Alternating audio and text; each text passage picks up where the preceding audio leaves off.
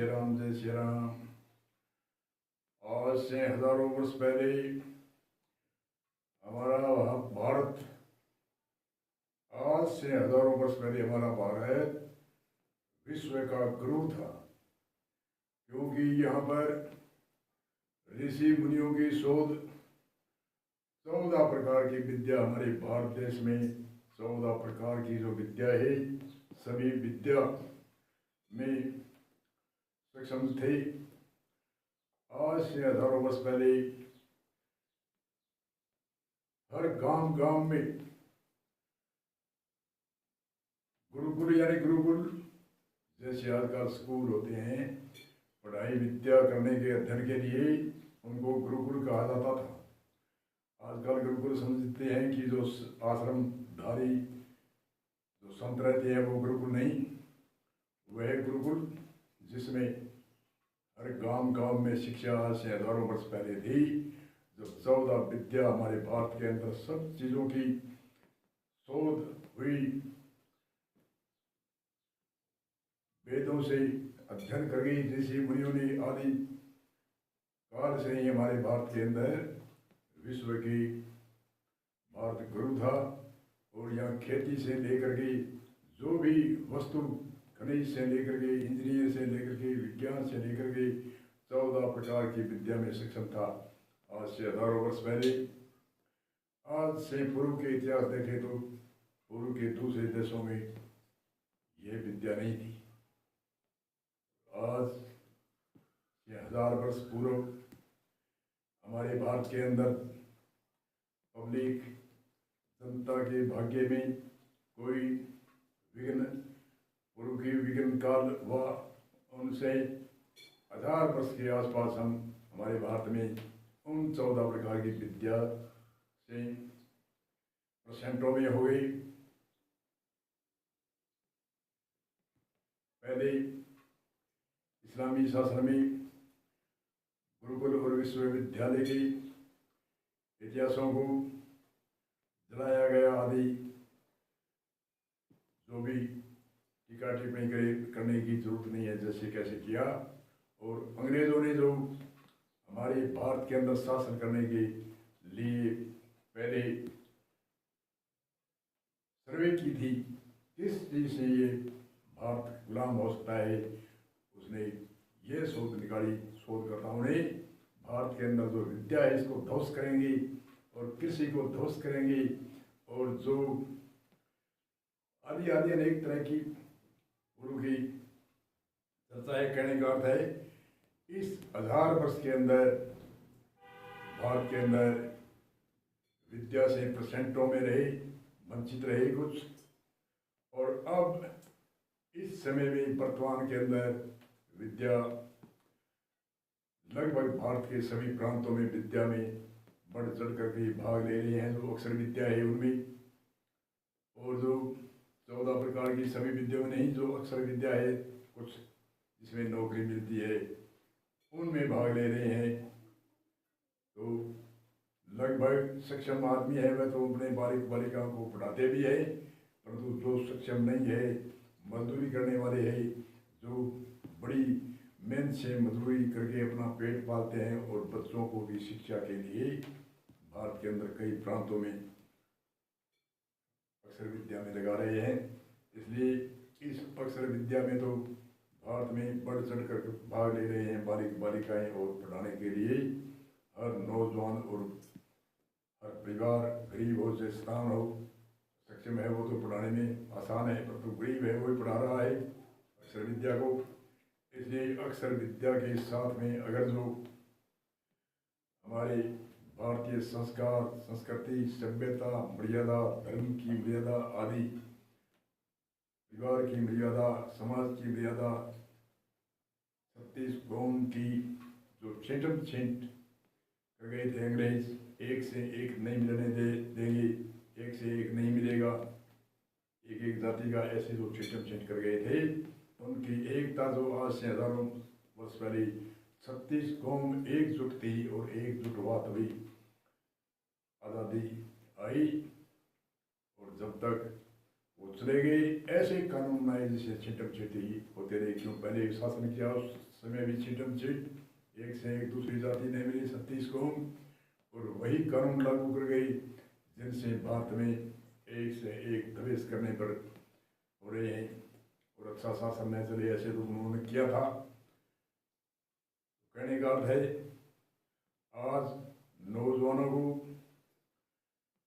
जो वर्तमान में नौजवान है उनको सावधान होना है, जो भारतीय संस्कृति, संस्कार, सभ्यता आदि आदि को अपने बालिकाओं को अक्षर विद्या के साथ साथ में अपने बालिकाओं को सक्षम करे, भारतीय संस्कृति में सक्षम करे, भारतीय संस्कार, सभ्यता, मर्यादा, परिवार की, समाज की आदि अनेक तरह की एकता की ऐसी संस्कृति आज युवा वर्ग आगे आ सकते हैं। और जब जब भी कार्य हुआ, जरूरत पड़ी कोई भी संस्था की या एकता की, राष्ट्र के बारे में या कोई समाज के बारे में या कोई उत्थान के बारे में, तो युवा वर्ग भी आगे आए और युवा वर्गों ने भी सब कुछ किया। बूढ़े आदमी है वो तो बैठे रहते हैं, राय दे सकते हैं, भाग नहीं सकते हैं, दौड़ नहीं सकते हैं, इसलिए आज सावधान होना है युवा वर्ग को। जो युवा वर्ग भारतीय संस्कृति आप भी कायम रहे और अपने बालिकाओं को भारतीय संस्कृति, संस्कार, बोलचाल की भाषा, पहनावा आदि मर्यादा, परिवार की मर्यादा, समाज की मर्यादा आदि आदि सक्षम करे। और हमारे पूर्व आचार्यों ने तो 16 प्रकार के संस्कार माता के गर्भ से लेकर गई और जीवन जीवे तब तक, और राम नाम सत रहे 16 संस्कार उस समय भी ऋषि मुनियों ने बताया। तो कहते हैं जो माता के गर्भ से शुरू होता है पहला संस्कार। ऋषि मुनियों की शोध है कि माँ के गर्भ में जब 5वें महीने का बालक होता है उस समय उसको जो भी बाहर की जो अच्छी वार्ता सुनेंगे तो वह बच्चा साथ में अच्छी वार्ता का होगा। जैसे भी वो माता भोजन करेगी तो वह भोजन वह आगे पसंद करेगा। चर्चा दानवीरों की गाथा सुनेगा तो वह दानवीर होगा, सूरवीरों की गाथा सुनेगा तो सूरवीर होगा, और ज्ञानवीरों की, दानवीरों की, सूरवीरों की गाथा जैसे भी सुनेगा, भक्तों की कथा सुनेगा तो भक्त होगा। हमारे ऐसे कई उदाहरण है, जैसे ध्रुव भगत छोटी उम्र में ही अपनी माता के गर्भ में उसने भक्ति और के कारण से उसने भक्ति करी तो उनका पुत्र भगवान हुआ। और प्रहलाद की हम सुनते हैं, कहते हैं उसका पिता राक्षस वर्ती का, और फिर भी वे भक्त हुआ। क्यों? कि उसकी माता ने नारद मुनि से भक्तों की कथा सुनी थी। नारद मुनि से प्रहलाद की माता ने भक्तों की कथा सुनी, इसलिए वह भक्त हुआ। और सुखदेव मुनि अपने पिता वेद व्यास जी से अपने माता के गर्भ में था उस समय ज्ञानवीरों की कथा सुनी, तो सुखदेव मुनि ज्ञानवीर इतना हुआ कि 16 वर्ष की आयु में राजा परीक्षित को डंके की चोट मोक्ष मुक्ति के लिए डंके की चोट कह दिया कि मैं मोक्ष मुक्ति करा दूंगा। ऐसे ही एक संत की गति भी है,